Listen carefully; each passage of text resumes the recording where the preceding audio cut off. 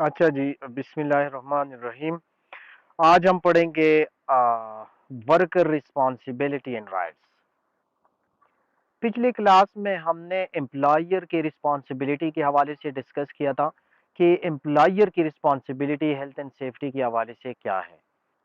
तो वो डिटेल में हमने डिस्कस किया कि safe plant, safe equipment, safe work place, safe system of work, in supervision, training, ये फराहम करना। अब वर्कर की क्या रिस्पॉन्सिबिलिटी है, एम्प्लाई की क्या रिस्पॉन्सिबिलिटी है, तो ये भी इंपॉर्टेंट है पेपर पॉइंट ऑफ व्यू से। Article 19 of the convention also place obligations on the workers expense in R 164।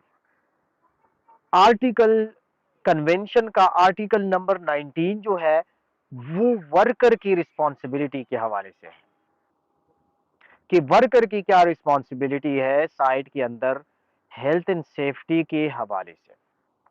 तो उनकी रिस्पॉन्सिबिलिटी है take reasonable care of their own safety and that of other people.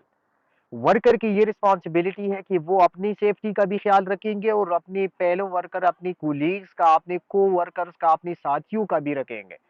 क्योंकि एक worker अगर health and safety precautions, हदायत follow नहीं कर रहा तो इसके नतीजे में एक्सीडेंट्स होंगे और वही वर्कर भी मुतासिर होंगे और उसके साथ साथ जो उनके साथ काम कर रही है वो लोग भी मुतासिर होंगे। तो ये उनकी जिम्मेदारी है कि वो अपनी सेफ्टी के साथ साथ अपनी दूसरी की वर्कर की सेफ्टी का भी ख्याल रखेंगे। लेट सपोज एक वर्कर हाइट पे खड़ा है, हाइट पे वो काम कर रहा है, वो ऊंचाई पे काम कर रहा है और वो वर्कर ऊंचाई से कोई चीजें, कोई मटेरियल वो गिरा रहा है नीचे, ईंट गिरा रहा है या टूल्स वगैरह गिरा रहा है ऊपर प्लेटफॉर्म से, तो ये इसका मतलब है कि वो अपने पहलों, अपने साथियों का सेफ्टी का ख्याल नहीं रख रहा। क्योंकि यही मटेरियल जो ऊपर से गिर रही है किसी भी बंदे के ऊपर लग सकते हैं और वो जख्मी हो सकती है। तो ये उनकी रिस्पॉन्सिबिलिटी है कि अपनी सेफ्टी के साथ साथ अपनी दूसरी वर्कर की सेफ्टी का भी ख्याल रखेंगे। दूसरा, comply with safety instructions and procedures. Comply क्या है? कंप्लाई एक स्टैंडर्ड जब आपको सिखाई जाती है, एक तरीका जब आपको सिखाया जाता है, एक इंस्ट्रक्शन जब आपको बताया जाता है, सेफ सिस्टम ऑफ वर्क और एसओपीज जब आपको सिखाई जाती है कि आप ये काम इस तरीके से करेंगे, तो अगर आप वही काम उस तरीके से परफॉर्म कर रही है इसका मतलब है कि आप कंप्लाइंस शो कर रही है, आप कंप्लायंस शो कर रही है। तो अगर कंप्लाइंस, अगर वही इंस्ट्रक्शंस आप नहीं मान रही तो आप नॉन कंप्लाई शो कर रही है। तो comply with safety instruction and procedure, जो सेफ्टी की हदायत उनको बताए जाते हैं और जो प्रोसीजर्स उनको बताए जाते हैं। प्रोसीजर से मुराद है तरीकाकार, काम का तरीकाकार कि आप ये काम इस तरीके से परफॉर्म करेंगे, तो उसको कहते हैं प्रोसीजर्स। तो प्रोसीजर्स और इंस्ट्रक्शंस जो उनको बताए जाते हैं, तो वही इंस्ट्रक्शन और प्रोसीजर फॉलो करना, उन पे अमल करना, ये वर्कर की जिम्मेदारी है। लेट सपोज प्रोसीजर के हवाले से मैं आपको एक एग्जांपल बता रहा हूं। लेट सपोज हम क्रेन से हम लोड लिफ्ट कर रही है, हम वजन उठा रही है, तो उसकी प्रोसीजर्स होते हैं और वही प्रोसीजर हम रिटन फॉर्म में तैयार करते हैं और फिर वर्कर को रिटन फॉर्म से फिर डिलीवर करते हैं, उनको इंस्ट्रक्शन बताते हैं कि आप ये काम इस तरह करेंगे।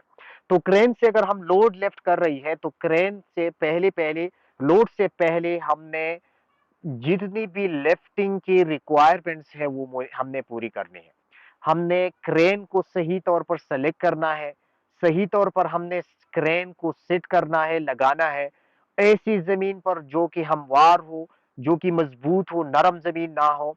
इसके अलावा क्रेन की इर्द गिर्द जगह आप बैरिकेड करेंगे, आप बंद करेंगे।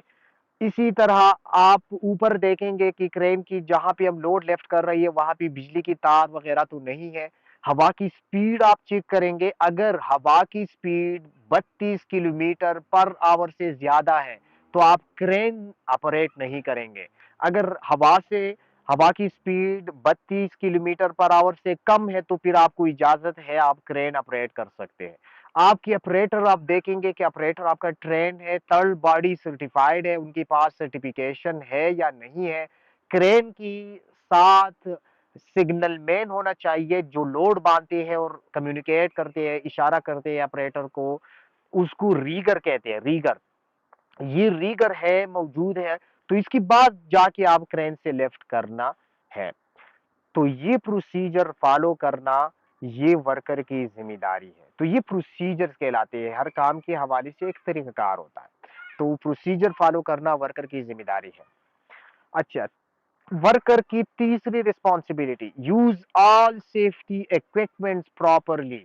जितनी भी सेफ्टी इक्विपमेंट उनको फराहम की जाते हैं साइट के अंदर, जितनी भी सेफ्टी इक्विपमेंट्स है उनको प्रॉपरली यूज करना चाहिए, उनके साथ टेम्परिंग नहीं करना चाहिए, उसको बाईपास नहीं करना चाहिए और सही तरीके से उसको यूज करना चाहिए।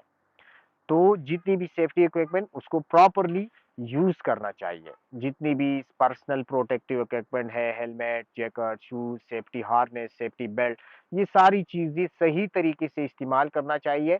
इसके अलावा दूसरी जो मशीनरी में सेफ्टी इक्विपमेंट है, सेफ्टी गेट्स है, वो प्रॉपर तरीके से यूज करना चाहिए। अच्छा, report any situation that they believe could be a hazard in which they cannot themselves correct। अब साइट के अंदर चूंकि वर्कर फ्रंट लाइन पे होते हैं, हर वक्त वो साइट पे मौजूद होते हैं, हर हालात का उनको पता होता है। तो अगर साइट में काम के दौरान उनको महसूस हो रहा है कि किसी जगह पे ऐसी हालात है जिसकी वजह से एक्सीडेंट हो सकता है, एक्सीडेंट करीब करीब ही है, करीब हो सकता है और खतरा है, तो वही सिचुएशन उसने रिपोर्ट करना है अपनी सुपरवाइजर को या सेफ्टी वालों को, ताकि उस सिचुएशन को ठीक किया जा सके और उसकी वजह से एक्सीडेंट प्रिवेंट किया जा सके। क्योंकि साइड की हालात का बेहतर पता वर्कर को होता है, क्योंकि वो हर वक्त मौजूद होते हैं। तो साइड के अंदर हेजिडियस सिचुएशन रिपोर्ट करना ये उनकी जिम्मेदारी है। अगर उन्होंने रिपोर्ट नहीं किया ऐसी हालात, तो इससे ये नुकसान होगा कि उसकी वजह से एक्सीडेंट्स होंगे और उसकी दूसरी साथी है वो मुतासिर होंगे। रिपोर्ट वर्क रिलेटेड एक्सीडेंट्स एलहेड। अब साइड के अंदर जो भी छोटे मोटे हादिसात होते रहते हैं, उन हादिसात को रिपोर्ट करना, अपनी सुपरवाइजर को बताना, सेफ्टी वालों को बताना कि यहाँ पे एक्सीडेंट हो चुका है। क्योंकि जो मेजर एक्सीडेंट्स होते हैं, जो डिसेबलिंग एक्सीडेंट होते हैं या जो फेटेलिटी एक्सीडेंट्स होते हैं, जो बड़े बड़े एक्सीडेंट होते हैं जिसमें मौत होती है या जिसमें डिसेबिलिटी होती है, तो वो एक्सीडेंट्स तो जाहिर होते हैं, जाहिरी बात है, वो जाहिर होंगे, वो तो आप नहीं छुपा सकते। लेकिन जो छोटी मोटी एक्सीडेंट्स है वही भी रिपोर्ट करना जरूरी होता है। उसकी वजह यह है कि साइट के अंदर जितनी भी मेजर एक्सीडेंट्स होते हैं उससे पहले पहले छोटे हादिसात होते हैं। अगर वही छोटी हादिसात आपने उसका कंट्रोल नहीं किया, उसको आपने रेक्टिफाई नहीं की, तो छोटी मोटी हादिसात वो बड़े एक्सीडेंट्स में तब्दील होते हैं। तो according to the research accident triangle आप पढ़ेंगे चैप्टर एलिमेंट 2 में, सॉरी IG 2 में। एक्सीडेंट ट्राइंगल, एक्सीडेंट ट्राइंगल हमें बताती है कि जो मेजर बड़ी हादिसात होते हैं उससे पहले छोटे हादिसात होते रहते हैं, वही छोटे हादिसात इग्नोर की जाते हैं, तो वही छोटे हादिसात एक बड़ी हादिसे की शक्ल इख्तियार कर लेते हैं। तो छोटी मोटी हादिसात रिपोर्ट करना ताकि वही हादिसात वक्त पे उनका जो कंट्रोल है वो इम्प्लीमेंट हो सके और उनकी जो वजूहात है उनको ख़त्म किया जा सके, ताकि यही हादिसात एक बड़ी हादिसे की शक्ल इख्तियार ना करें। तो ये उनकी जिम्मेदारी है कि उनको रिपोर्ट करना जरूरी होता है। अच्छा, पेपर पॉइंट ऑफ व्यू से ये क्वेश्चन भी इम्पोर्टेंट है, पेपर में अक्सर आते रहते हैं। आपको एक सिनारियो दिया जाता है और उसमें सब सीन आपको बताया जाता है, फिर आपको बताया जाता है कि अकॉर्डिंग टू द आर्टिकल 19 यहाँ पे वर्कर की जिम्मेदारी कहाँ कहाँ पे वायलेट की गई है, कहाँ कहाँ पे उनकी जिम्मेदारी तोड़ी गई है। तो फिर आपने ये स्पेसिफिक पॉइंट्स वहां को रिलेट करना है, वहां आपने फिट करना है। अच्छा, वर्क रिस्पॉन्सिबिलिटी आर्टिकल 19 मजीद बताते हैं कि अच्छा, वर्कर रिस्पॉन्सिबिलिटी एंड राइट्स। अब वर्कर की रिस्पॉन्सिबिलिटी, जिम्मेदारी के हवाले अलावा उनकी कुछ हुकूक भी है जो उनको फराहम करना जरूरी होता है। उनकी हुकूक क्या है? Give adequate information on action the employer is taken to ensure safety and health. मालिक उनको बताएंगे कि आपकी हेल्थ एंड सेफ्टी के लिए हमने क्या क्या इंतजामात की हुई है, हमारा सिस्टम, मैनेजमेंट सिस्टम क्या है, हेल्थ एंड सेफ्टी के लिए हमने क्या क्या साइड के अंदर हमने क्या क्या इंतजाम की हुई, ये उनको बताना उनका हक है। Give the right to necessary training and safety and health. Worker को सेफ्टी ट्रेनिंग प्रोवाइड करना ये उनका हक है कि जब नई वर्कर आपकी साइट के अंदर आएंगे तो आप उनको इंडक्शन ट्रेनिंग देंगे, इंडक्शन के बाद आप उनको जॉब स्पेसिफिक ट्रेनिंग देंगे और टाइम के साथ साथ एक खास इंटरवल में आप उनको रिफ्रेशर ट्रेनिंग प्रोवाइड करेंगे, ये उनका हक है। सबसे पहले जब वर्कर साइट के अंदर आती है, एक कंपनी ज्वाइन करती है, तो उनको एक ट्रेनिंग दिया जाता है और उसको कहते हैं इंडक्शन ट्रेनिंग। वो सेफ्टी ट्रेनिंग होता है, वो जनरल ट्रेनिंग होती है। इंडक्शन ट्रेनिंग हम पढ़ेंगे कि उसमें क्या क्या बताए जाते हैं। वो एक जनरल डिस्कशन डिस्कशन उनकी उन साथ की जाती है और साइट की हवाले से एक जनरल इंफॉर्मेशन उनको दी जाती है। अच्छा जी, वही इंडक्शन ट्रेनिंग सब वर्कर को दी जाती है, ख्वाह वो सेफ्टी वाला हो, ख्वाह वो वर्कर हो, लेबर हो, मजदूर हो, ऑपरेटर हो, टेक्नीशियन हो, मैनेजर हो, सब वर्कर्स को, सब प्रोफेशनल्स को इंडक्शन ट्रेनिंग दी जाती है। क्योंकि उसमें साइट की पॉलिसी के हवाले से बताई जाती है, उसमें इमरजेंसी प्रोसीजर्स के हवाले से, तो जनरली इंडक्शन ट्रेनिंग हर वर्कर को फराहम की जाती है। इसके बाद वर्कर को जॉब पे जाने से पहले उनको जॉब स्पेसिफिक ट्रेनिंग दिया जाता है। जॉब स्पेसिफिक ट्रेनिंग यानी इंडक्शन ट्रेनिंग तो जनरल ट्रेनिंग होता है। जॉब स्पेसिफिक ट्रेनिंग, आपने वर्कर जिस काम के लिए लिया हुआ है उस काम के हवाले से आप उनको सेफ्टी ट्रेनिंग प्रोवाइड करेंगे। लेट सपोज हमने एक वेल्डर ली है, अब वेल्डर को इंडक्शन ट्रेनिंग के बाद उनको वेल्डिंग के हवाले से सेफ्टी ट्रेनिंग आप प्रोवाइड करेंगे, तो उसको कहते हैं job training, job specific training. फिर खास टाइम के बाद जब आप जॉब स्पेसिफिक ट्रेनिंग दी जाती है तो वो साइट पे भेजा जाता है और फिर एक खास ड्यूरेशन के बाद, 1 महीना 2 महीने बाद, उनको रिप्रेशर ट्रेनिंग दी जाती है। रिप्रेशर ट्रेनिंग उसको कहते हैं, रिप्रेशर ट्रेनिंग। तो रिप्रेशर ट्रेनिंग वो एक खास इंटरवल के बाद दोबारा दिया जाता है। इसी दौरान रिप्रेशर ट्रेनिंग से पहले पहले भी आपने ट्रेन करना है वर्कर को। अगर साइट के अंदर कोई हादसा पेश आता है, उस वर्कर के साथ कोई हादसा पेश आता है, तो आप उनको दोबारा वही ट्रेनिंग्स प्रोवाइड करेंगे। तो ये ट्रेनिंग प्रोवाइड करना उनका हक है। अच्छा जी, consulted by the employer in all matter of safety and health relating to their work. इसके अलावा वर्कर की ये रिस्पॉन्सिबिलिटी है कि मालिक उनको कंसल्ट करेंगे। कंसल्ट का मतलब है उनसे राय लेंगे, उनसे मशवरा लेंगे। उनकी सेफ्टी की जितनी भी मामलात हैं, उन मामलात में उनसे राय लेना, उनसे मशवरा लेना, ये वर्कर का बुनियादी हक है।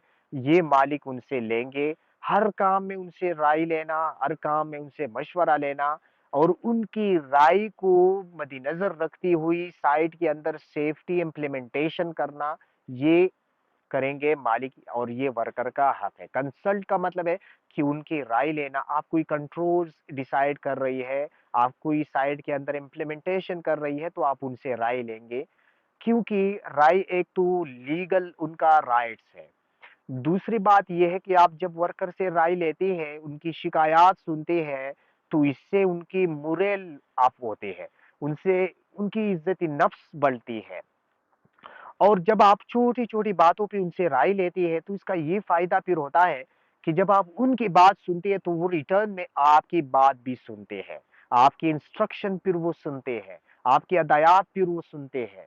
और अगर आप किसी कंट्रोल्स एडॉप्ट कर रही है और उससे उनमें उससे राय लेती है, तो फिर जब आप कोई फैसला करते हैं म्यूचुअल कंसल्टेशन पे, राय पे, म्यूचुअल राय पे, तो फिर उस फैसले को इम्प्लीमेंटेशन के लिए आसानी पैदा की जाती है। वो फैसला इम्प्लीमेंट आसानी के साथ इम्प्लीमेंट होता है, क्योंकि वर्कर फिर सोचते हैं कि इस फैसले में हमारी राय ली गई है और ये फैसला हमने मुश्तरका तौर पर की है, तो फिर वो मानते हैं, वो ऑनरशिप महसूस करते हैं उस फैसले के। तो राय की ये फायदे होती है या कंसल्टेशन की। give the necessity, give the right to leave the workplace that he has reason to think present imminent or serious danger to his life or health and not to be compelled to return until it is safe. अच्छा, इसके अलावा worker के ये भी right है, ये भी हुकूक में से है कि अगर उनको महसूस होता है कि साइड के अंदर कोई हादसा पेश आने वाला है, हालात ठीक नहीं है, तो फौरन ये उनका हक है कि फौरन सब कुछ छोड़कर वहां से निकलना, ये उनका हक है। और मालिक को ये इख्तियार फिर नहीं है कि वो वर्कर को बाय इन्फोर्समेंट वो उनको उनके ऊपर दबाव डाले कि आपने काम करना है, ये हक मालिक को हासिल नहीं है। तो अगर उनको महसूस हो रहा है कि साइड के अंदर हादसा पेश आ सकता है, ठीक नहीं है हालात, तो वो फौरन सब कुछ छोड़कर निकलना, ये उनका हक है, अपनी जान बचाना ये उनका हक है। तो ये कुछ उनके राइट्स है।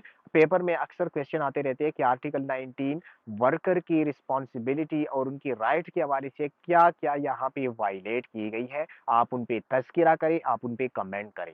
तो आपने ये एक एक पॉइंट वहां पे आपने रिलेट करना है, जनरली आपने जिक्र नहीं करना। लेट सपोज आप यहाँ भी बता रही है कि वर्कर की कंसल्टेशन या उनका हक है, तो ये जनरल आपने क्वेश्चन आंसर किया, तो ये आपका आंसर गलत होगा। आपने सिनेरियो के साथ स्पेसिफिक जाना है, सिनेरियो के साथ आपने उसका जिक्र करना है। अपने जो स्टेटमेंट आप बता रही है, पेपर में याद रखी, निबोश आईजीसी के पेपर में जो चीज आप बता रही है, जो चीज आप बता रही है, आपने अपनी स्टेटमेंट को फिर जस्टिफाई करना है। आपने एक स्टेटमेंट बताया पेपर में, आपने फिर इसको सिनेरियो के साथ रिलेट करके आपने जस्टिफाई करना है। अगर आपने लेट सपोज आपने बता रही है कि वर्कर को ट्रेनिंग देना उनका हक है, लेकिन सिनेरियो में ट्रेनिंग नहीं दिया गया, तो आपने कुछ ऐसी पॉइंट लिखना है, आपने इस सिनेरियो से कुछ ऐसे पॉइंट निकालना है कि आपका स्टेटमेंट जस्टिफाई हो। आपने कुछ ऐसी वर्ड जस्टिफिकेशन के लिए आपने बयान करना है। अच्छा, the rule of enforcement agency, यहाँ पे आप बताएंगे कि इन्फोर्समेंट एजेंसी के रोल क्या है। यानी इससे मुराद ये है कि हेल्थ एंड सेफ्टी की जो इन्फोर्समेंट एजेंसी है, या वो कौन सी ऐसी इदारे हैं जो हेल्थ एंड सेफ्टी की एनफोर्समेंट यानी लागू करने में मददगार साबित हो सकती है, वो कौन सी इदारे हैं। एनफोर्समेंट एजेंसी वो कौन सी है जो हेल्थ एंड सेफ्टी लॉज और स्टैंडर्ड लागू करने में मददगार साबित हो सकते हैं, या वो कौन सी इदारे हैं जिनके खौफ से एक कंपनी जो है हेल्थ एंड सेफ्टी इंप्लीमेंट करती है, हेल्थ एंड सेफ्टी मानती है, वो कौन सी इदारे हैं कि जिनकी खौफ से हेल्थ एंड सेफ्टी मानी जाती है कंपनीज के अंदर। तो उनमें no harmonise global standard, no harmonise global standard से मुराद ये है कि सारी दुनिया में एक ऐसा इदारा ग्लोबली नहीं है, दुनिया की सतह पर एक ऐसा इदारा अभी तक नहीं बनाया गया जो कि सारी दुनिया के ममालिक के अंदर यकसा तौर पर हेल्थ एंड सेफ्टी के लॉज और स्टैंडर्ड को लागू कर सके। ऐसा इदारा दुनिया में नहीं है। फिर क्या है, कंट्री स्पेसिफिक एजेंसी में इंक्लूड, हर मुल्क के अंदर, हर मुल्क ही तो नहीं, बाज ममालिक के अंदर जो तरक्की याफ्ता ममालिक है, जो इंसान की इज्जत जानता है, जिनको इंसान की जान प्यारी हो, ऐसी ममालिकों के अंदर हेल्थ एंड सेफ्टी की इदारे मौजूद है जिनको एनफोर्समेंट एजेंसी कहते हैं। जिस तरह अमेरिका के अंदर मौजूद है ओशा, इंग्लैंड के अंदर मौजूद है एचएससी, मलेशिया मलेशिया के अंदर मौजूद है मलयाला, इसी तरह वर्कसेप ऑस्ट्रेलिया के अंदर मौजूद है, ओशाड अबू धाबी के अंदर मौजूद है, इसी तरह Saudi labour and human resource department Saudi Arab के अंदर मौजूद है। तो ऐसी ममालिक जहाँ पे तरक्की याफ्ता और जो अपने वर्कर की हिफाजत जानते हैं और उनकी हिफाजत का ख्याल रखते हैं, उन ममालिक के अंदर जो है हेल्थ एंड सेफ्टी की एनफोर्समेंट एजेंसी बनाई गई है। और उन एजेंसी, उन इदारों को एनफोर्समेंट यानी लागू करने वाली एजेंसी कहते हैं। जिस तरह मैंने आपको मिसाल दी, फायर अथॉरिटी, बाज ममालिक के अंदर फायर अथॉरिटी है, फायर अथॉरिटी यानी बाज ममालिक के अंदर health and safety enforcement agencies है, जिसके जिक्र मैंने अब किया कि यानी ओशा एक एनफोर्समेंट एजेंसी है अमेरिका के अंदर, ओशाड अबू धाबी के अंदर एनफोर्समेंट एजेंसी है, Saudi labour department enforcement agency है, ओशाड अबू धाबी सॉरी मलायाला जो है मलेशिया के अंदर एनफोर्समेंट एजेंसी है, एचएससी यूके के अंदर इन्फोर्समेंट एजेंसी है। ये ऐसी इदारे हैं जो सिर्फ और सिर्फ हेल्थ एंड सेफ्टी लॉज लागू करते हैं, उन पे मनवाते हैं, बाई फोर्स उन पे मनवाते हैं, जो इन ममालिक के अंदर कंपनियां चला रही हैं। बाज ममालिक के अंदर फायर अथॉरिटीज है, फायर ऐसी फायर डिपार्टमेंट है जो कंपनीज के अंदर विजिट करते हैं, फायर सेफ्टी चेक करते हैं या इस कंपनी के अंदर फायर सेफ्टी मौजूद है, फायर सेफ्टी अरेंजमेंट है या नहीं है, इमरजेंसी प्लान्स है या नहीं है, फायर एक्सटिंग्विशर है या नहीं है, एग्जिट रूट्स है या नहीं है, सेफ्टी फायर ट्रेनिंग प्रोवाइड की गई है या नहीं है। तो ये ऐसी वो चेक करते हैं, और जिन ममालिक जिन कंपनीज के अंदर ये सिस्टम नहीं है, ये इंतजाम नहीं है, तो उसको सील करते हैं या उनके ऊपर जुर्माना लगाते हैं। जिसकी मिसाल मैं आपको दे रहा हूं, अमेरिका के अंदर एक इदारा है, उसका नाम है national fire protection agency, national fire protection agency, NFPA, national fire protection agency. ये अमेरिका की फायर डिपार्टमेंट है या फायर अथॉरिटी है, और ये इदारा अमेरिका के अंदर जितनी भी कंपनीज है उनके अंदर विजिट करते हैं और फायर सेफ्टी चेक करते हैं। तो इस फायर अथॉरिटी के खौफ की वजह से बी कंपनीज अपने अंदर हेल्थ एंड सेफ्टी इंप्लीमेंट करते हैं। अच्छा, insurance company be as enforcement काम करते हैं, इन्फोर्समेंट काम करते हैं इंश्योरेंस कंपनी। वो किस तरह? वो इस तरह की जब इंश्योरेंस कंपनी के साथ हम एग्रीमेंट करते हैं इंश्योरेंस पॉलिसी की या इंश्योरेंस प्रीमियम की, इंश्योरेंस प्रीमियम हम पिछले डिस्कस कर चुके हैं डिटेल में। तो इंश्योरेंस प्रीमियम वो रकम होते हैं जो हम उनको देते हैं महाना। ये जब हम डिस्कस करते हैं कि कितने इंश्योरेंस प्रीमियम हम आपको देंगे, ये डिपेंड करते हैं आपकी साइट की कंडीशन पे। अगर आपकी साइट के अंदर हेल्थ एंड सेफ्टी की कंडीशन हालात ठीक नहीं है, आपकी सेफ्टी फॉलो नहीं कर रही, तो ये इंश्योरेंस प्रीमियम वो डिमांड ज्यादा कर सकते हैं। वो फिर आपसे ज्यादा डिमांड करेंगे कि आपकी साइट के अंदर हालात ठीक नहीं है, लिहाजा आप जो है, अगर हम कम इंश्योरेंस रखेंगे तो इसमें हमारा नुकसान है, लिहाजा हालात ठीक नहीं है, लिहाजा हम इंश्योरेंस भी बढ़ाएंगे, ज्यादा इंश्योरेंस का डिमांड करेंगे। तो ज्यादा इंश्योरेंस का डिमांड का मतलब है कि आप ज्यादा पैसे आपसे मांगे जाएंगे, और ज्यादा पैसों की मांगने की खौफ से आप सेफ्टी इंप्लीमेंट करेंगे, अपने हालात बेहतर करेंगे। तो इंश्योरेंस कंपनी जो है वो भी एज एनफोर्समेंट एजेंसी काम देते हैं। पुलिस में भी इन्वॉल्व है, health and safety enforcing health and safety laws in some country. बाद ममालिक के अंदर पुलिस फोर्स डायरेक्टली या इनडायरेक्टली इन्वॉल्व होते हैं, डायरेक्टली भी इन्वॉल्व होते हैं और इनडायरेक्टली भी इन्वॉल्व होते हैं। डायरेक्टली इन्वॉल्व मतलब स्कॉटलैंड में, नॉर्वे में, इन ममालिक के अंदर जो है हेल्थ एंड सेफ्टी, कनाडा में health and safety police force directly involve है, इन्फोर्समेंट करती है। और इनडायरेक्टली इस तरह इन्वॉल्व होते हैं कि जो इन्फोर्समेंट एजेंसी है, जिस तरह लेट सपोज ओशा है या ओशाड है अबू धाबी के अंदर, तो ओशाड जो है वो अपनी साथ पुलिस एज ए असिस्टेंट रखती है। यानी अगर कोई company health and safety laws follow नहीं कर रही तो पुलिस को वो रिपोर्ट करते हैं, और पुलिस जो है फिर एक्शन लेते हैं, यानी जुर्माना और फिर जेल भेजना, ये पुलिस का काम है। फिर तो वो इनडायरेक्टली भी इन्वॉल्व है और डायरेक्टली भी इन्वॉल्व है। तो बाद ममालिक के अंदर तो इस तरह हेल्थ एंड सेफ्टी एनफोर्स होते हैं कंपनीज के अंदर। कॉन्सिक्वेंसेज ऑफ नॉन कंप्लायंस हमारा नेक्स्ट टॉपिक है। कॉन्सिक्वेंसेज से मुराद ये है कि अगर कोई कंपनी हेल्थ एंड सेफ्टी को वायलेट करती है, यानी हेल्थ एंड सेफ्टी के स्टैंडर्ड और लॉ को अगर वो नहीं मानती, तो इससे क्या होगा, इसके ऊपर क्या कॉन्सिक्वेंसेज आ सकते हैं। कॉन्सिक्वेंसेज से मुराद ये है कि नताइज, यानी अगर आप वायलेशन कर रही है, कानून अगर आप तोड़ रही है, तो उस कानून की तोड़ने की वजह से क्या नताइज आपने भुगतने पड़ेंगे, क्या कॉन्सिक्वेंसेज होंगे, क्या नताइज होंगी इसके। तो इसकी मुख्तलिफ नताइज हो सकते हैं। Breach health and safety legislation is criminal offence. अगर आप हेल्थ एंड सेफ्टी की लॉज को तोड़ रही है, तो सबसे पहली जुर्म आप ये कर रही है कि आप एक कानून तोड़ रहा है, और जाहिर बात है कि कानून तोड़ना एक अलग जुर्म है।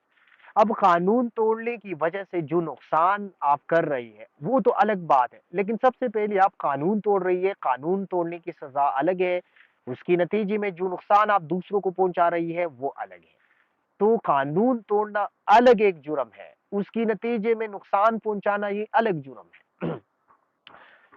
Criminal offence leading to enforce. अब अगर आप कानून तोड़ रही है, हेल्थ एंड सेफ्टी लॉज नहीं मान रही, अब अमेरिका में है ओशा के लॉज नहीं मान रही, आप यूके में है एचएससी के लॉज नहीं मान रही, आप पाकिस्तान में है पाकिस्तान फैक्ट्री एक्ट के लॉज नहीं मान रही, आप अबू धाबी में है आप उशाड़ की लॉज नहीं मान रही, आप केसे में किंगडम ऑफ सऊदी अरेबिया में है, आप डिपार्टमेंट ऑफ लेबर या इन ह्यूमन रिसोर्स की लॉज नहीं मान रही, तो इससे क्या होगा, एनफोर्समेंट एक्शन आपके खिलाफ ली जाएंगे। एनफोर्समेंट एक्शन, एनफोर्समेंट एक्शन यानी आपके खिलाफ, आपकी जुर्म की सजा के तौर पर आपके खिलाफ कोई एक्शन लिया जाएगा, और वही एक्शन किन किन सूरत में होगा, इम्प्रूवमेंट और एंड प्रोहिबिशन।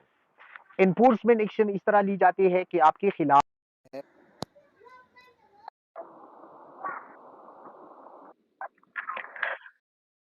अच्छा जी, तो कॉन्सिक्वेंसेज ऑफ नॉन कंप्लायंस, यानी अगर आप कानून तोड़ रही है तो आपके खिलाफ एक्शन ली जा सकती है, कानूनी कार्रवाई हो सकती है आपकी जुर्म। और वो दो सूरतों में हो सकती है, इम्प्रूवमेंट या प्रोहिबिशन। ये आप बुक पे डिटेल में पढ़ेंगे कि इम्प्रूवमेंट नोटिस और प्रोहिबिशन नोटिस क्या होता है, यहाँ पे मैं आपको डिस्कस कर रहा हूँ ब्रीफली। इस तरह होता है कि आप अगर वायलेशन कर रही है, हेल्थ एंड सेफ्टी नहीं मान रही, तो आपकी कंपनी के अंदर अगर कोई इन्फोर्समेंट एजेंसी वाली आती है, ऑडिटर आता है, इंस्पेक्टर आती है, इन्वेस्टिगेटर आती है, तो आपको दो किस्म के नोटिस इशू हो सकते हैं। आपकी वो डिपेंड करते हैं आपके हालात पे। अगर आपके हालात बिल्कुल ठीक नहीं है तो आपको प्रोहिबिशन नोटिस इशू करेगा। प्रोहिबिशन का मतलब है मना करना, यानी प्रोहिबिशन नोटिस के नतीजे में आपकी कंपनी स्टॉप होगी, सील होगी, आप प्रोडक्शन नहीं कर सकते। अगर आपकी हालात थोड़ी बेहतर है और फिर भी वायलेशन तो कर रही है लेकिन ज्यादा शिद्दत की नहीं है, तो आपको इम्प्रूवमेंट नोटिस वो दे सकते हैं।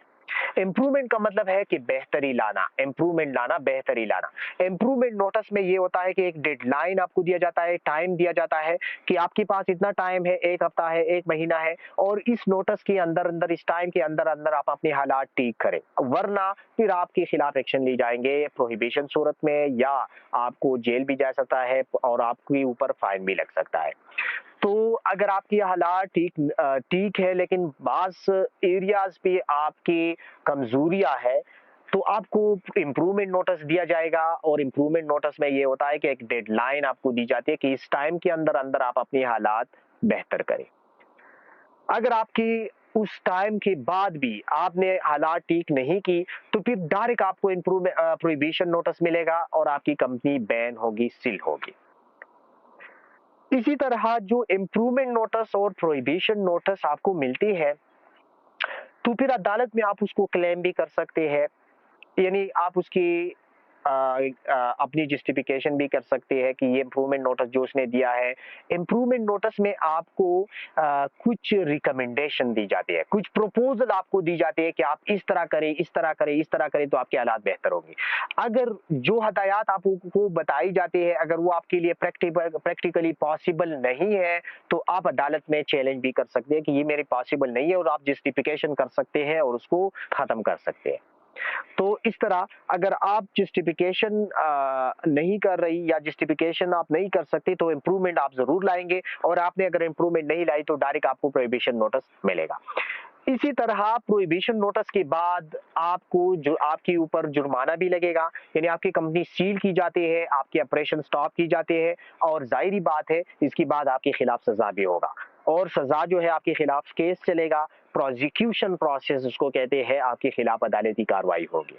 और अदालती कार्रवाई के बाद आपके ऊपर अगर जुर्म आयद की जाती है कि आप लाज तोड़ रही है सेफ्टी की, तो उसमें क्या हो सकती है, ऑर्गेनाइजेशन में भी फाइन, आपके ऊपर जुर्माना भी लग सकता है।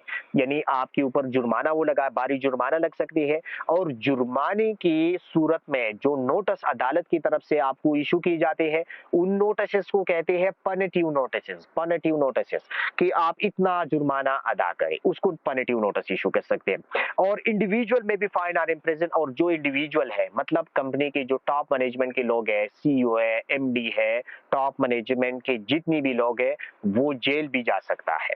तो कॉन्सिक्वेंसेस, यानी आप हेल्थ एंड सेफ्टी के लॉज अगर तोड़ रही है, तो दो किस्म की नोटिस आपको इशू हो सकते हैं, इम्प्रूवमेंट नोटिस और प्रोहिबिशन नोटिस। इसके अलावा प्रोहिबिशन के बाद अगर आपके खिलाफ प्रोसिक्यूशन प्रोसेस यानी अदालती कार्रवाई की जाएंगे, उसके बाद आपको पनिटिव नोटिस इशू हो सकते हैं, जिसमें जिसमें आपको जुर्माने के हवाले से आपको बताया जाता है, हुक्म दिया जाता है कि इतना जुर्माना आप पे करें। इसके अलावा कोर्ट की तरफ से एक और नोटिस भी इशू हो सकता है, इसको कहते हैं कंपेंसेटरी नोटिस। कंपेंसेटरी नोटिस उस वक्त इशू होंगे जब आपका कोई वर्कर अदालत में आपके खिलाफ कोई केस दायर करती है कि इस कंपनी के अंदर health and safety laws, health and safety का ख्याल ना रखने की वजह से हमें नुकसान मिला है। इसकी अजाला अब कंपनी ने इसका अजाला करना है और हमारे जो नुकसान हो चुका है उसका तलाफी करना है, नुकसान तलाफी करना है। तो उसकी वो आपके ऊपर एक क्लेम कर सकता है, उस क्लेम को कंपेंसेशन क्लेम कहते हैं। वो नकद पैसे आपसे मांग सकते हैं। तो अदालत फिर केस की नवीयत को देखती हुई आपकी इन्वेस्टिगेशन करेंगे कि वाकई मालिक की गलती है या नहीं है। अगर मालिक की गलती है तो आपके खिलाफ एक नोटिस इशू करेगा और उस नोटिस को कहते हैं कंपेंसेटरी नोटिस, कि आप फला वर्कर को इतने पैसे पे करें। तो इन शॉर्ट, अगर आप हेल्थ एंड सेफ्टी लॉज को वायलेट कर रही है तो आपके ऊपर prohibition notice, improvement notice, compensatory notice, punitive notice ये आपके खिलाफ हो सकती है और आपकी कंपनी बैन भी हो सकती है। अदर इंटरनेशनल स्टैंडर्ड्स, यहाँ पे हम पढ़ेंगे अदर इंटरनेशनल स्टैंडर्ड्स। कुछ ऐसी दुनिया के अंदर, ग्लोबली सारी दुनिया के अंदर कुछ ऐसी स्टैंडर्ड्स मौजूद है जिससे हम अपनी कंपनी के प्रोडक्शन, हम अपनी कंपनी के प्रोडक्ट्स, हम अपनी कंपनी की मयार जो है वो बिन अल-अक़वामी मयार के मुताबिक बना सकते हैं। तो उन स्टैंडर्ड में इंटरनेशनल ऑर्गेनाइजेशन फॉर स्टैंडर्डाइजेशन है आईएसओ। आईएसओ का नाम आपने सुना होगा। हम मुख्तलिफ प्रोडक्ट्स यूज करते हैं, हम बेवरेजेस, कोल्ड ड्रिंक्स यूज करते हैं, मुख्तलिफ प्रोडक्ट्स यूज करते हैं, उसके डब्बों पे, उसकी पैक पे अक्सर लिखे होते हैं we are ISO certified company, ISO certified company, OSHA certified company, EMS 14001 certified company, ISO 45001 certified company, ISO 9001 certified company। इस तरह कंपनीज के प्रोडक्ट भी लिखा होता है। आपने देखा होगा मेडिसिन भी होते हैं, मुख्तलिफ जो वेल रिप्यूटेड कंपनी है उन सब की प्रोडक्ट्स भी लिखी जाती है। अब ये है क्या चीज, हम ये आज पढ़ेंगे कि ये क्या चीज है और इसका फायदा क्या है। आईएसओ जो है ये दुनिया में एक ऐसा इदारा है जो कि सारी दुनिया के अंदर जितनी भी कंपनीज हैं उनके अंदर एक स्टैंडर्ड डेवलप करते हैं, एक मयार डेवलप करते हैं बैनुल अक़वामी तौर पर। लेट्स सपोज इनकी 3 मेजर स्टैंडर्ड है जिससे हमारा मेन कंसर्न है। आईएसओ ने अभी तक तकरीबन 2100 स्टैंडर्ड बनाई हुई है, लेकिन हमारी काम की जो स्टैंडर्ड है जिससे हमारा वास्ता है, जिससे हमारी फील्ड में हमारी वास्ता आ सकता है, वो 3 है। ISO 9001 quality management, ISO 14001 environmental management, ISO 12100 safety of machinery और ISO 45001 health and safety management system, occupational health and safety management system. इन 4 स्टैंडर्ड से हमारा वास्ता बहुत है। अब सऊदी अरब के अंदर जितने भी लोग, आप अगर जो है सऊदी अरब के अंदर उनको पता होगा, सऊदी अरब के अंदर जो नई प्रोजेक्ट्स लॉन्च हुई है, नियॉम सिटी प्रोजेक्ट है, उनके अंदर एनवायरमेंट पे बहुत ज्यादा जोर दिया जाता है। तो नियॉम के अंदर सेफ्टी में वही बंदा काम कर सकता है जिनके पास आईएसओ 14001 की सर्टिफिकेशन हो, यानी आईएसओ 14001 एनवायरमेंटल मैनेजमेंट सिस्टम की सर्टिफिकेशन। जिनके पास वो नियॉम सिटी में काम कर सकते हैं और नियॉम में बहुत ज्यादा पोटेंशियल है सेफ्टी जॉब्स के। अब ये है क्या चीज, आईएसओ 9001 या ये आईएसओ हमें सिखाते हैं कि आपने अपनी प्रोडक्शन, अपनी मयार, अपनी मैनेजमेंट सिस्टम किस तरह बैनुल अक़वामी मयार के मुताबिक बनाना है। लेट्स सपोज मेरी एक कंपनी है पाकिस्तान के अंदर और मैं मेडिसिन बना रहा हूँ, इस्लामाबाद में मैं मेडिसिन बना रहा हूँ और मैंने अपनी कंपनी के अंदर लॉन्च किया है आईएसओ 9001 क्वालिटी मैनेजमेंट। अब आईएसओ 9001 यानी क्वालिटी मैनेजमेंट के सर्टिफिकेशन मुझे तब मिलेंगे जब 9001 की जितनी भी रिक्वायरमेंट्स है, जितनी भी प्रोटोकॉल्स है, जितनी भी जरूरियात है, अगर मैं वही पूरा करूंगा, यानी अपनी मेडिसिन की मयार अगर 9001 की मयार के मुताबिक अगर मैं बना रहा हूं, मैं बनाऊंगा, मैं अपनी प्रोडक्शन, अपनी कंपनी, अपनी मशीनरी, अपनी क्वालिटी इसकी मयार के मुताबिक बनाऊंगा, तो फिर मैं आईएसओ को रिक्वेस्ट पे करूंगा कि मुझे आईएसओ सर्टिफिकेशन दे दे। तो आईएसओ मेरी कंपनी के अंदर ऑडिट करेंगे और वो देखेंगे कि आया इसकी मयार हमारी मयार के मुताबिक है भी या नहीं। अगर मयार के मुताबिक है तो आपको एक सर्टिफिकेट मिलेगा उनकी तरफ से और उस सर्टिफिकेट को कहते हैं आईएसओ 9001, यानी इस कंपनी की जो मेडिसिन है वो इंटरनेशनल मयार के मुताबिक है और उसमें किसी किस्म की खराबी नहीं है। और फिर वही चीज यानी आईएसओ 9001 हम अपनी मेडिसिन डब्बों के ऊपर लिखती है आईएसओ 9001 सर्टिफाइड कंपनी। अब 9001 सर्टिफाइड कंपनी हम अपने डब्बों के ऊपर क्यों लिखते हैं? हम दुनिया को बताना चाहते हैं कि हमारी मयार जो है इंटरनेशनल मयार के मुताबिक है। आप हमारे प्रोडक्ट खरीद सकते हैं, आप हमारे प्रोडक्ट यूज कर सकते हैं, हमारे प्रोडक्ट पे ब्लाइंड ट्रस्ट कर सकते हैं, क्योंकि हम अपने प्रोडक्ट्स एक ऐसी मयार के मुताबिक बना रही है जो सारी दुनिया में स्टैंडर्ड्स रख रही है, तरीकाकार दे रही है लोगों को। तो जो मेडिसिन फिर पाकिस्तान के अंदर मैं बना रहा हूँ, ख्वाह वो मैं पिशावर में बना रहा हूँ, ख्वाह वो मैं इस्लामाबाद में बना रहा हूँ, और एक कंपनी है वो अमेरिका में बना रही है, तो दोनों कंपनीज ने आईएसओ 9001 की सर्टिफिकेट ली हुई है, तो दोनों के प्रोडक्ट्स, दोनों मेडिसिन की मयार एक जैसी होगी। इसीलिए इसको कहते हैं global harmonise standard. Global harmonise standard से मुराद ये है कि ये सारी दुनिया में कंपनीज जो है ये कोशिश करते हैं कि सारी दुनिया के अंदर स्टैंडर्ड एक जैसा हो, क्वालिटी एक जैसी हो, मैनेजमेंट सिस्टम एक जैसा हो। तो ये जो है ये आईएसओ के हवाले से कुछ डिस्कशन था कि ये हमें स्टैंडर्ड सिखाते हैं। तो आईएसओ 9001 जो हमारे कंसर्न है, आईएसओ 9001 है एनवायरमेंटल क्वालिटी मैनेजमेंट। ये हमें सिखाते हैं कि आप अपने प्रोडक्ट्स की क्वालिटी किस तरह बेहतर बनाएंगे, किस तरह इंटरनेशनल मयार के मुताबिक बनाएंगे। तो आईएसओ 14001 ये हमें सिखाते हैं environmental management system. Environmental management system से मुराद ये है कि ये 14001 अगर हमने इंप्लीमेंट किया तो ये हमें सिखाएंगे कि हम काबिल होंगे कि हम इंटरनेशनल एनवायरमेंट लॉज को फॉलो करेंगे, एनवायरमेंटल प्रोटेक्शन एजेंसीज के लॉज और पॉलिसी जो है वो हम मानेंगे, फिर हम वो लागू करेंगे, फिर हम वो मानने वाले बन जाएंगे। इसी तरह दूसरी एनवायरमेंटल की पॉलिसी है, वाइल्ड लाइफ पॉलिसी है, इसी तरह एक्वेटिक लाइफ पॉलिसी है, इसी तरह जो नियॉम सिटी जिसका जिक्र मैंने किया, नियॉम सिटी प्रोजेक्ट्स जो है उसमें दुनिया की जदीद तरीन जो है इम्प्लीमेंटेशन वहां पे हो रही है। वहां पे एक डिसलिनेशन प्लांट बना रहा है। उसी दिन में एक डॉक्यूमेंट्री में देख रहा था कि नियॉम सिटी में वो लोग एक प्लांट बना रहा है, डिसलिनेशन प्लांट। डिसलिनेशन प्लांट से मुराद ये है कि जो सऊदी अरब के अंदर जो पीने की पानी है वो समंदर की पानी जो है वो पैल्टर करती है, वेपर बुखारात में तब्दील करती है, और उसमें जो नमकियात है वो नमकियात बैठ जाती है और बुखारात वापस जो है वो कूल करके वो वापस जो है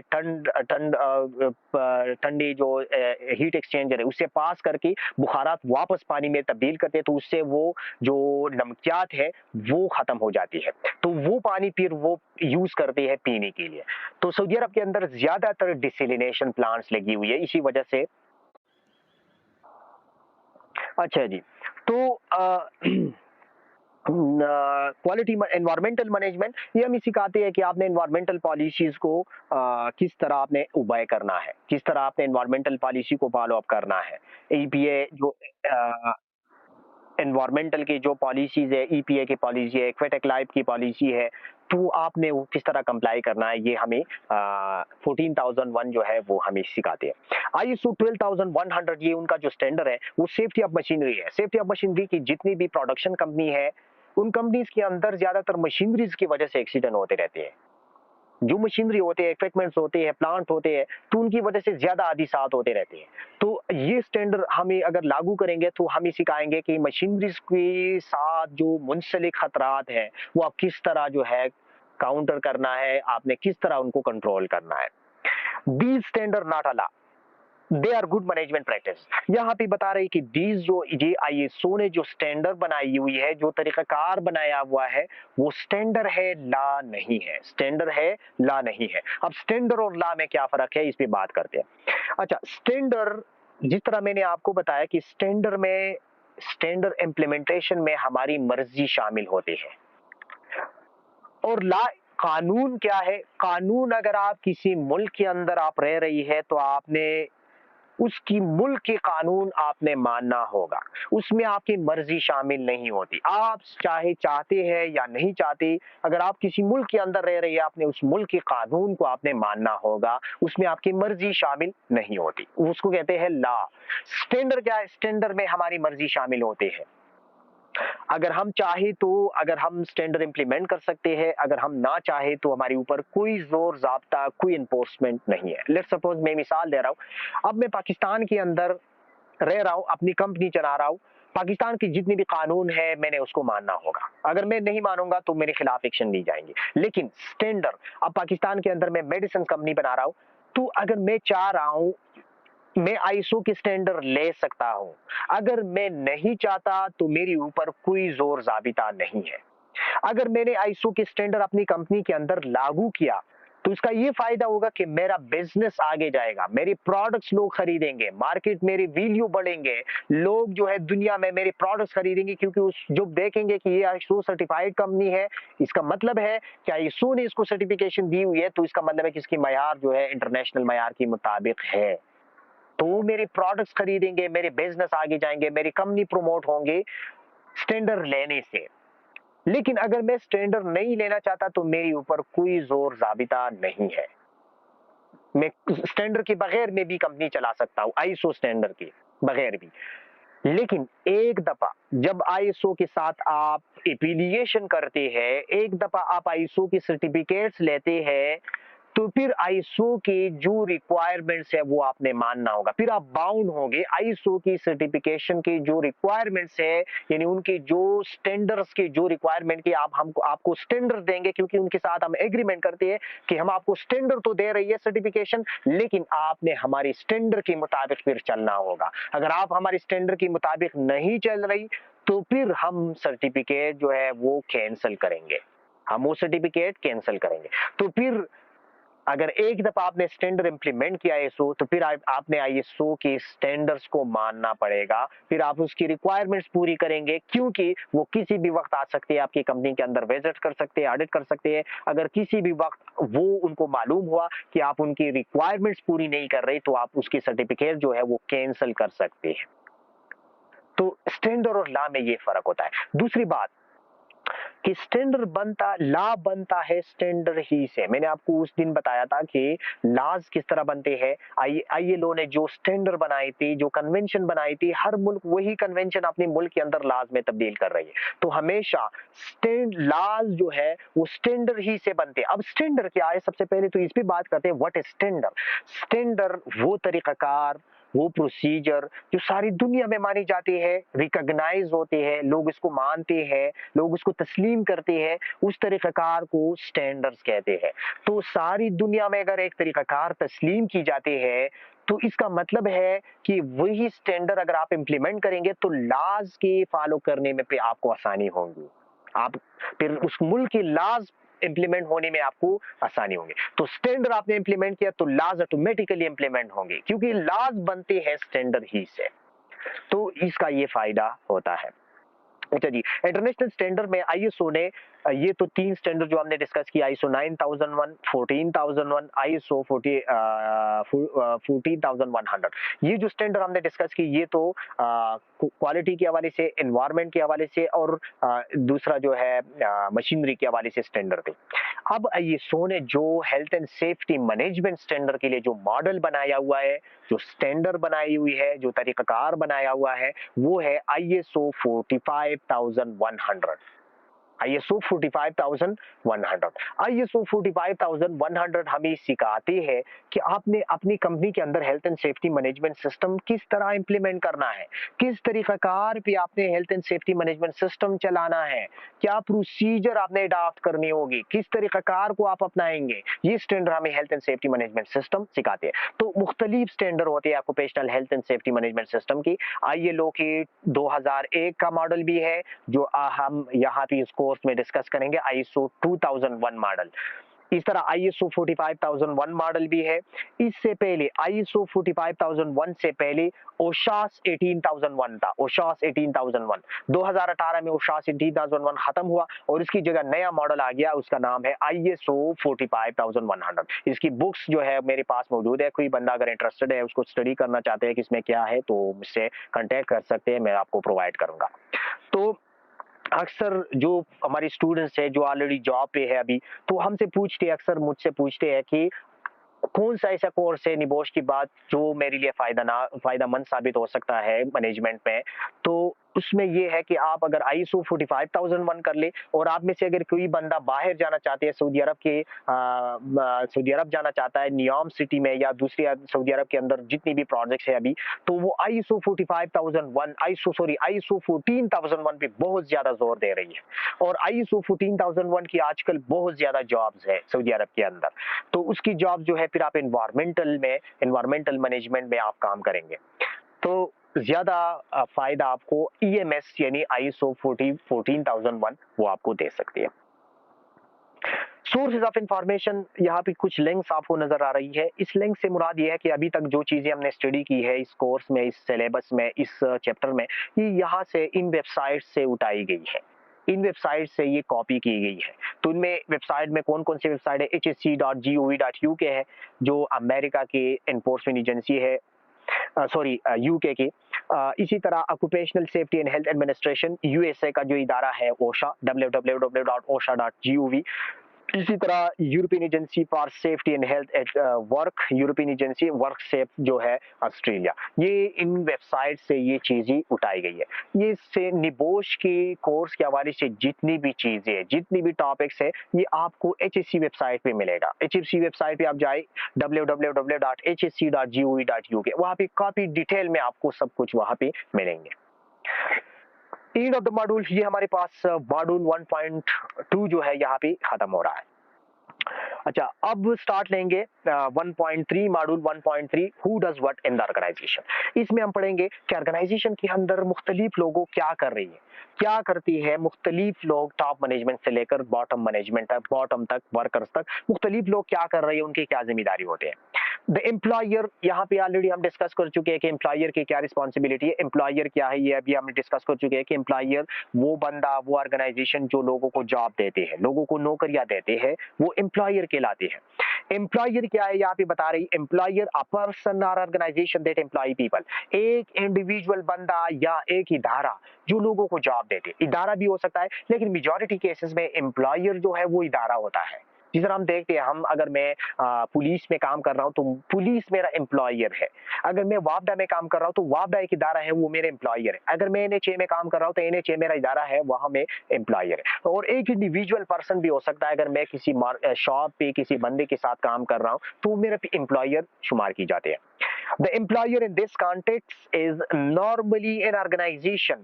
फिर कह रही है कि एम्प्लॉयर जो है वो ऑर्गेनाइजेशन होते हैं। यहाँ पे जो हमारा मकसद है बुक में, यहाँ पे जो हमारा एम्प्लॉयर से मुराद है वो हमेशा जो है वो ऑर्गेनाइजेशन होगा। सच इज कंपनी, जिसमें कंपनी हो सकता है, is sometime refer to as corporate body, they are legal person. बाज़ औकात कंपनी भी है और बाज़ औकात कारपोरेट बॉडी भी है। कारपोरेट बॉडी, कारपोरेशन क्या होता है ये डिस्कस करते हैं। कारपोरेशन या कारपोरेट बॉडी, कारपोरेशन वो इदारा होता है, वो ऑर्गेनाइजेशन होती है जिसका मालिक जो है एक बंदा नहीं होता। इसमें मुख्तलिफ शेयर होल्डर्स होते हैं, मुख्तलिफ लोग होते हैं, और मुख्तलिफ लोग अपनी शेयर जो है उसमें डालते हैं, अपना हिस्सा डालता है, इन्वेस्टमेंट करती है, और म्यूचुअल इन्वेस्टमेंट पे वो एक बिजनेस सेटअप करते हैं। यानी हम 5 बंदे हैं, 5 बंदे 5-5 लाख रुपए जो है वो इकट्ठे करते हैं, एक बिजनेस हम स्टार्ट करते हैं, एक इदारा हम स्टार्ट करते हैं, तो फिर वो इदारा कारपोरेशन कहलाता है। कारपोरेशन कि उसका मालिक एक बंदा नहीं होता, मुख्तलिफ लोग होते हैं, मुख्तलिफ लोगों की शेयर उसमें होते हैं, तो शेयर होल्डर्स उसमें ज्यादा होते हैं। शेयर होल्डर्स कहते हैं कि ज्यादा लोग उसमें इन्वेस्टमेंट करते हैं, अपने पैसा लगाता है, तो उसको कारपोरेट बॉडी कहते हैं। जिस तरह एप्पल कारपोरेशन होता है, इस तरह जो है माइक्रोसॉफ्ट कारपोरेशन है, नोकिया कारपोरेशन है, सैमसंग कारपोरेशन है। ये अमेरिका के अंदर जितनी भी कंपनी है, अमेरिका के अंदर सब कारपोरेशन होते हैं। कंपनीज वहां पे नहीं होती, वहां पे सब कारपोरेशन होते हैं। वहां पे आप अमेरिका के अंदर आप देखेंगे माइक्रोसॉफ्ट, आप देखिए उसकी साथ लिखा होता है माइक्रोसॉफ्ट INC। इसी तरह एप्पल के साथ लिखा होता है एप्पल INC। तो INC से मुराद है इनकॉर्पोरेशन, तो वहां पे इनकॉर्पोरेशन, वहां पे कॉर्पोरेट बॉडीज होते हैं कि उसमें शेयर होल्डर ज्यादा होते हैं। शेयर होल्डर्स क्या होता है, शेयर होल्डर्स जो अपना हिस्सा डालता है, अपना इन्वेस्टमेंट लगाता है। एक होता है स्टेक होल्डर, स्टेक होल्डर वो लोग होते हैं जो किसी इदारे से डायरेक्टली या इनडायरेक्टली फायदा लेता है। उसमें उसकी शेयर्स नहीं होती, उसमें उनकी पैसा नहीं होता, उनकी उस पैसा नहीं लगाता, पैसा इन्वेस्ट नहीं करता, लेकिन उस ऑर्गेनाइजेशन से इनडायरेक्टली उनको फायदा होता है। उन लोगों को कहते हैं स्टेक होल्डर, स्टेक होल्डर। और एक होता है शेयर होल्डर्स के, एक बिजनेस सेटअप होता है, एक कारोबार जो है वो बनता है, तो उसमें मुख्तलिफ लोग अपना हिस्सा डालता है, अपना इन्वेस्टमेंट उसमें करती है और फिर उस इन्वेस्टमेंट के हिसाब से उससे अपने पैसे लेते हैं, कमाती है, प्रॉफिट लेते हैं, तो वो कहते हैं शेयर होल्डर। और स्टेक होल्डर्स, उनकी स्टेक होल्डर्स की इन्वेस्टमेंट नहीं होती, वो उस कारोबार में पैसा नहीं लगाता, लेकिन वो कारोबार से वो फायदा लेता है डायरेक्टली या इनडायरेक्टली, तो वो कहते हैं स्टेक होल्डर। जिस तरह लेट्स सपोज मैं एक होटल में काम कर रहा हूँ, उस होटल में मुलाजिम हूँ, उस होटल में मेरा शेयर्स नहीं है, मैंने उस पैसा नहीं लगाया उस होटल में, लेकिन उससे मैं पैसा ले रहा हूँ, तनख्वाह ले रहा हूँ, उससे मैं फायदा ले रहा हूँ, तो मैं स्टेक होल्डर हूँ। इसी तरह मैं एक शॉप से कुछ चीज ही ले रहा हूँ, ग्रोसरी ले रहा हूँ, कुछ और चीज ही खरीदारी कर रहा हूँ, तो उस शॉप में मेरी इन्वेस्टमेंट नहीं है, लेकिन उसको मेरा फायदा, उस शॉप से मुझे फायदा मिल रहा है, मैं स्टेक होल्डर हूँ। एक पब्लिक ट्रांसपोर्ट है, पब्लिक ट्रांसपोर्ट में मेरा कोई शेयर्स नहीं है, लेकिन उससे मैं फायदा ले रहा हूँ, उससे मैं ट्रेवल कर रहा हूँ, तो मैं स्टेक होल्डर हूँ। तो ये all about shareholders and stakeholders. अच्छा, the employer responsibility for ensuring that the workplace is safe and free of health risk rest with the employer is noted। ये ऑलरेडी हम discuss कर चुके हैं काफी डिटेल में article 40-16 में कि एम्प्लॉयर की क्या जिम्मेदारी है सेफ वर्क प्लेस प्रोवाइड करना, कन्वेंशन में safe system of work, safe plant and equipment, safe system of work, supervision, ये ऑलरेडी हम वहां पे डिस्कस कर चुके हैं, तो यहाँ पे दोबारा पढ़ने की जरूरत नहीं है। Employer carries ultimate responsibility for ensuring the workplace is safe and free of health and safety risk। अब जो कंपनी के मालिक है उसकी रिस्पॉन्सिबिलिटी ये है कि वो इंश्योर करेंगे कि उसका जो काम की जगह है, उसका जो वर्क प्लेस है, वो सब लोगों के लिए सेफ है, सब लोगों के लिए। ख्वाह वो लोग जो है वो डायरेक्टली उनके वर्कर है, या उस ऑर्गेनाइजेशन के अंदर बाहर से कुछ विजिटर्स आते हैं, मेहमान आते हैं, या उस ऑर्गेनाइजेशन के अंदर कोई कॉन्ट्रैक्टर्स लोग आते हैं, या उस ऑर्गेनाइजेशन की इर्द गिर्द कम्युनिटी वाली रह रही है, लोग रह रही है, लोकल कम्युनिटी रह रही है, गांव है, उसके अंदर लोग रह रही है। अगर उस ऑर्गेनाइजेशन की वजह से वो गांव वाली वो लोग मुतासिर होंगे, तो फिर भी उससे पूछा जाता है। एक कंट्रैक्टर आ रहा है, एक विजिटर आ रहा है, कंपनी के अंदर विजिट कर रही है, यूनिवर्सिटी के स्टूडेंट्स है, अगर उनको कुछ हो गया तो वो भी उसकी जिम्मेदार होंगे, मालिक से पूछा जाएगा। तो ये उससे इसीलिए पूछा जाता है कि वो अकाउंटेबल है, उसके पास इख्तियारात है और वो सब कुछ कर सकती है, तो इसीलिए वो अकाउंटेबल है और रिस्पॉन्सिबल भी है। डायरेक्टर एंड सीनियर मैनेजर, अब टॉप मैनेजमेंट की क्या जिम्मेदारी है? Give organisation and direction. जो ऑर्गेनाइजेशन के जो डायरेक्टर्स है और सीनियर मैनेजर्स है, ये टॉप मैनेजमेंट बनाती है। ऑर्गेनाइजेशन के अंदर मैनेजमेंट स्ट्रक्चर जो है वो 3 हिस्सों में तकसीम किया गया है स्ट्रक्चर वाइज। एक है टॉप मैनेजमेंट, एक है मिडिल मैनेजमेंट और एक है लाइन मैनेजमेंट, जो ऑलरेडी हम डिस्कस कर चुके हैं। आई थिंक टॉप मैनेजमेंट में डायरेक्टर्स और सीनियर मैनेजर आते हैं। अब डायरेक्टर्स और सीनियर मैनेजर जो कि टॉप मैनेजमेंट बनाते हैं, उनकी क्या जिम्मेदारी है? Give organisation is direction, direction देते हैं, ऑर्गेनाइजेशन को डायरेक्शन देते हैं कि कहाँ हमने जाना है, क्या करना है, किस डायरेक्शन पे हमने जाना है। सिट एट्स प्रायोरिटीज, टॉप मैनेजमेंट की जिम्मेदारी है कि प्रायोरिटीज, तरजीहात सेट करते हैं। तरजीहात से मुराद ये है कि तरजीहात वो किस तरह सेट करते हैं? अपनी बिहेवियर से, अपनी सलूक से, अपनी जो अंदाज है उनका सेफ्टी के हवाले से, उनका जो एटीट्यूड्स है उससे वो सेट करते हैं। यानी डायरेक्शन प्रायोरिटीज, अगर वो top management health and safety को अहमियत दे रही है और उनकी आदाद व अतवार से भी साबित हो रही है, वर्कर को नजर आ रहा है कि ये बंदा सेफ्टी को अहमियत दे रहे हैं, तो इससे मतलब ये है कि वर्कर भी उस सेफ्टी को अहमियत देंगे, तो फिर उस ऑर्गेनाइजेशन के अंदर टॉप प्रायोरिटी पे सेफ्टी होंगे। लेकिन अगर कोई मालिक बार बार आता है, वर्कर को बताता है कि यार ज्यादा काम करे, ज्यादा काम करे, जल्दी जल्दी काम करे, सेफ्टी को छोड़े, ज्यादा काम करे, तो फिर उसका ये रवैया सेट करते हैं, प्रायोरिटाइज करते हैं पैसे को। फिर जब ये वर्कर को देखेंगे, वर्कर जब उसको देखेंगे कि ये तो अहमियत दे रही है पैसे को, प्रोडक्शन को, तो वर्कर भी वही सोच अपनाएंगे। तो इसका मतलब है कि प्रायोरिटाइज हुआ प्रोडक्शन, पैसा, पैसे को तरजीह दी उन्होंने।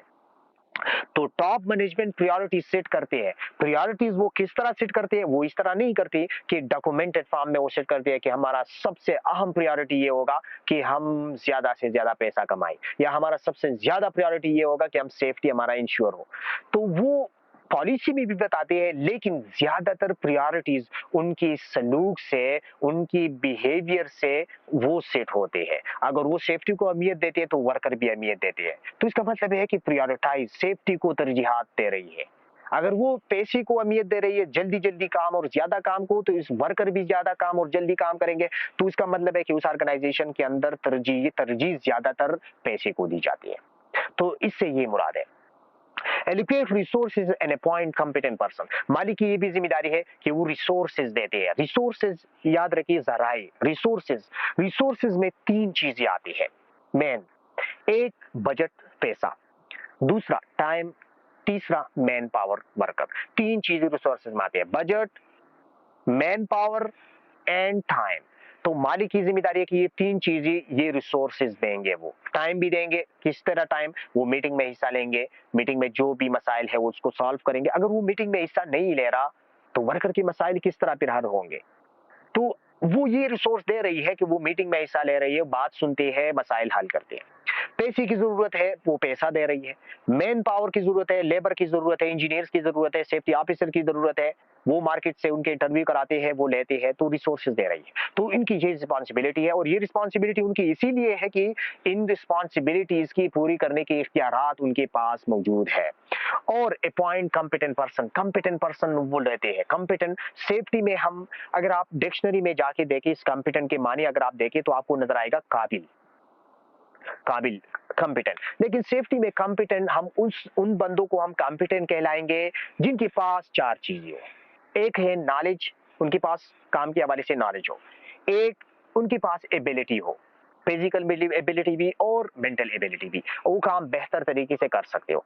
तीसरी चीज उनके पास उस काम के हवाले से ट्रेनिंग हो, और चौथी चीज उनके पास उस काम के हवाले से एक्सपीरियंस हो। तो ये चार चीजें अगर कोई बंदा रखता है तो वो बंदा सेफ्टी में कॉम्पिटेंट कहलाता है। KATE, KATE for the remember, याद रखने के लिए आप केट याद रखिए, KATE कैट। तो नॉलेज होना चाहिए, एबिलिटी होनी चाहिए। एबिलिटी से मुराद ये है कि वो काम किस तरह बेहतर तरीके से परफॉर्म कर सकते हैं। एबिलिटी यानी एबिलिटी और स्किल्स, स्किल्स और एबिलिटी इसमें फर्क है। स्किल्स जो है वो आते हैं एक्सपीरियंस के साथ, प्रैक्टिस के साथ। Ability God gifted quality, usually God gifted quality होती है। एबिलिटी यानी अगर मैं एक वजन, मालिक जो है मुझे एक वजन दे रही है कि आपने ये वजन उठाना है और आपने यही काम करना है। आपने सीमेंट की बोरी जो कि 50 केजी होते हैं, आपने डाउन फ्लोर से 5वीं छत पे ले जाना है। अब ये काम जो वो मुझसे ले रहा है इसकी मैं एबल नहीं हूँ, क्योंकि मेरी बॉडी जो है वो इसके काबिल नहीं है कि 50 केजी बोरी जो है वो मैं 5वीं छत पे ले जाऊं। वो मैं इस काम के काबिल नहीं हूँ। और मैं क्यों नहीं हूँ? क्योंकि गॉड गिफ्टेड क्वालिटी मेरे पास, ये अल्लाह ताला ने मसल मुझे इतनी नहीं दी, बॉडी इतनी नहीं दी। तो ये एबिलिटी अगर ये काम वो मुझसे ले रही है और मैं इसके काबिल नहीं हूँ, तो मुझे जो है मैं मुतासिर होऊंगा, मेरी मसल्स मुतासिर होंगी, स्पाइनल इंजरी होंगी, और हो सकता है कि मैं डिसेबल भी हो। तो एबिलिटी जो है, मेंटल एबिलिटी भी और फिजिकल एबिलिटी भी ये होनी चाहिए। आप वर्कर को देखेंगे उसके मुताबिक आप उसको काम देंगे। इसके वाला ट्रेनिंग, उसके पास ट्रेनिंग होनी चाहिए और एक्सपीरियंस होने चाहिए। तो ये अगर वो लेंगे तो ऑटोमेटिकली एक कॉम्पिटेंट पर्सन आपके लिए बेहतर और सेफ तरीके से काम करेंगे। एलोकेट रिस्पॉन्सिबिलिटीज, टॉप मैनेजमेंट के या जो सीनियर मैनेजर है, डायरेक्टर्स है, वो एलोकेट रिस्पॉन्सिबिलिटीज एलोकेट करते हैं। रिस्पॉन्सिबिलिटी एलोकेशन का मतलब है कि आपका ये काम होगा, आप ये काम करेंगे, आपका ये काम होगा, आप ये काम करेंगे। हर बंदे को उसका जॉब डिस्क्रिप्शन दिया जाता है कि आपका ये काम होगा, इसके अलावा आप कोई काम नहीं करेंगे। जॉब डिस्क्रिप्शन मिलना ये टॉप मैनेजमेंट की तरफ से होता है। are responsible for ensuring that all of the legal requirements are met। अब जो लीगल रिक्वायरमेंट्स है, लीगल रिक्वायरमेंट से मुराद ये है कि जो हेल्थ एंड सेफ्टी के लॉज है, कवानीन है, मुल्क के लॉज है, इंटरनेशनल लेबर ऑर्गेनाइजेशन के कवानीन है, ओशा की कवानीन है, HSC की कवानीन है, जिस मुल्क के अंदर हम रह रही है उस मुल्क की जो इन्फोर्समेंट इदारा है उनकी कवानीन वो अपनी कंपनी के अंदर इम्प्लीमेंट करना, लागू करना, ये उनकी जिम्मेदारी है। क्योंकि उनके पास इख्तियारात है, और अगर वो ये जिम्मेदारी पूरी नहीं कर रही तो कानून उन्हीं के खिलाफ हरकत में आएगा। तो ये मालिक के, डायरेक्टर्स के या सीनियर मैनेजर्स की रिस्पॉन्सिबिलिटी है। Director and senior managers director and senior manager can have enormous influence over organisation and priority.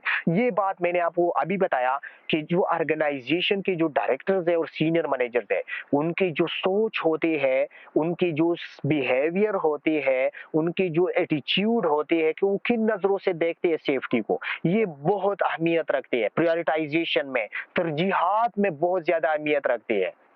आप देखते हैं, हम माशरे में देखते हैं, हमारे घर के अंदर हमारे जो आबा अजदाद होते हैं, हमारे वालिदैन होते हैं, हमारे दादा होते हैं, वो जो जिस काम को वो अहमियत देते हैं, उस काम को हम भी अहमियत देते हैं।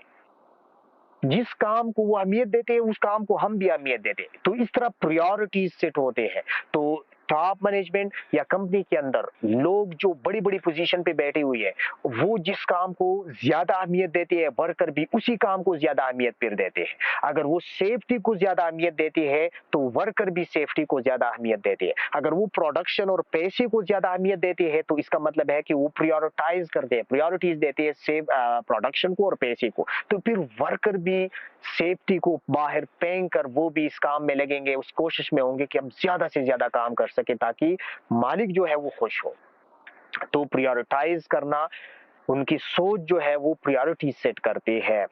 The way they are pursued by the lower in the management hierarchy is very important। अब यहाँ पे वही बात कह रही जो मैं आपको बता रहा हूँ कि टॉप मैनेजमेंट की जो सोच होते हैं वो परस्यूट करते हैं। परस्यूट का मतलब है कि वर्कर जो है अपनी जहन में अंदाजा लगाते हैं, अपनी टॉप मैनेजमेंट, अपने मालिक की, अपने मैनेजर्स की रवैये को देखती हुई अपनी जहन में अंदाजा लगाता है कि ये लोग जो बड़ी पोजीशन पे बैठी हुई है वो किस चीजों को अहमियत दे रही है। तो फिर वही वर्कर उन चीजों को अहमियत देना शुरू करते हैं। Down in the management hierarchy से मुराद ये है कि मैनेजमेंट की नीचे की तरफ वही उनका जो तरीका है, उनका जो सोच है वो नीचे की तरफ मुंतकिल होते हैं।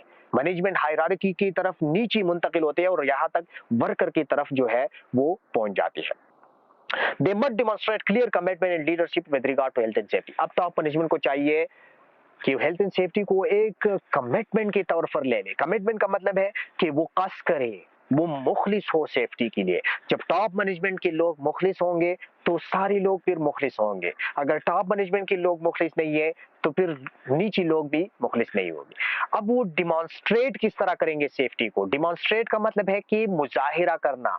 वो किस तरह सेफ्टी का अमली मुजाहिरा करेंगे? अमली मुजाहिरा, सेफ्टी का अमली मुजाहिरा इस तरह, एक कंपनी के मालिक साइट पे जा रहा है और वो हेलमेट नहीं पहन रहा, इस तरह जा रहा है, हेलमेट नहीं पहन रहा, उसकी शूज भी ठीक नहीं है, ग्लव्स भी नहीं है, एनक भी नहीं है, जैकेट भी नहीं है, तो वर्कर उसको देखकर क्या कहेंगे? उसको देखकर वर्कर ये सोचेंगे कि यार ये हमें ऐसी बता रही है, सेफ्टी की कोई अहमियत नहीं है, ये वो बेसी फजूल ये सेफ्टी वाली लगी हुई है कि सेफ्टी इज फर्स्ट।